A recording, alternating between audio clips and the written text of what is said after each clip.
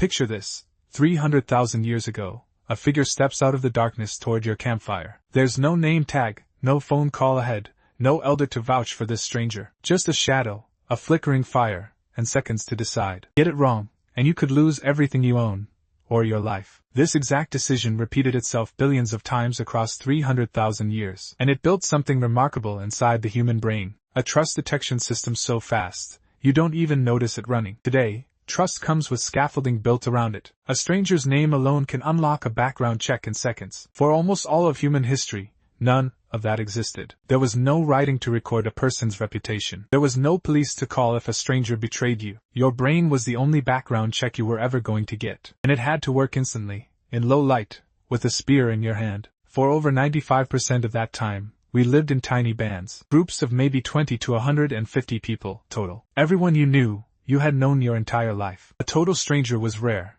and rare things trigger alarm by default. So evolution didn't leave the question of trust to chance. Human faces are extraordinarily expressive, far more than most other primates. Some anthropologists believe this evolved specifically to broadcast intentions instantly, without a single word. A genuine smile activates tiny muscles around the eyes that are almost impossible to fake. Your ancestors' brains learned to catch that difference in a fraction of a second. Modern psychologist Paul Ekman later confirmed it across dozens of cultures worldwide. Deep inside your brain sits the fusiform face area, built almost entirely for this one task. Damage that region, and a person can lose the ability to recognize faces at all. Because if you couldn't read a face fast, you rarely got a second chance to learn. Human brains evolved to sort strangers into in-group or out-group almost instantly. A shared accent, a shared body paint, scars from the very same initiation ritual. A hunter-gatherer band might mark itself with a specific pattern of ochre across the face. Get that pattern wrong, and you were an outsider before you said a single word. It's the exact same wiring that makes you instantly trust a stranger wearing your team's jersey. Genetic evidence shows ancient humans still cross these lines,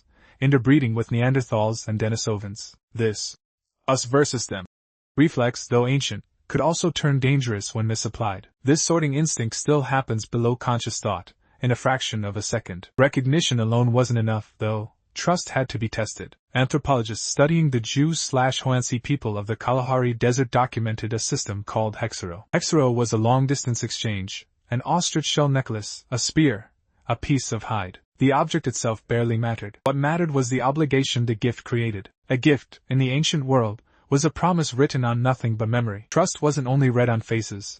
It was read in how a body moved. A hesitant, sideways approach with hidden hands triggered alarm before conscious thought caught up. Researchers today call this gait perception, and it's remarkably accurate even in strangers. The judgment began the second a shape appeared on the horizon. Voice carried meaning long before words carried meaning. Pitch, tempo, and volume revealed emotional state almost involuntarily. A voice pitched low and steady read as calm, confident, and safe. This is why you can still sense a lie in someone's tone before you register their words. Actors and con artists alike have long exploited this.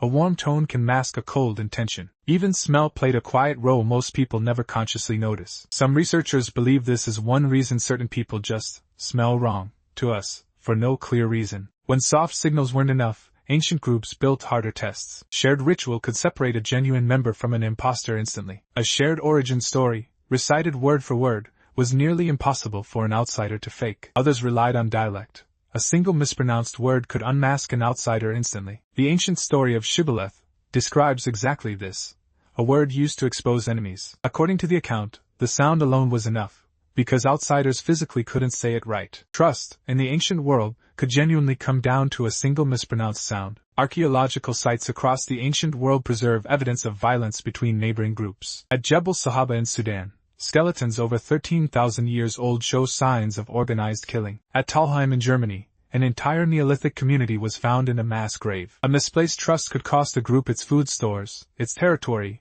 or its lives, so the system evolved to err heavily on the side of caution. Shell beads from Blombo's cave in South Africa suggest symbolic exchange over 70,000 years ago. Baltic amber has turned up in Mediterranean graves thousands of years and thousands of miles apart. None of that moved without networks of trust stretching across tribes who never even met. Trust, it turns out, could travel farther than any single human ever walked. Some studies show people formed first impressions of trustworthiness in under 1/10 of a second. Oxytocin, the so-called bonding hormone, still floods your brain during a genuine, trusted exchange. It has been tested, refined, and passed down for 3,000 centuries. It kept your ancestors alive long enough for you to exist at all. That's how ancient humans decided who to let near the fire.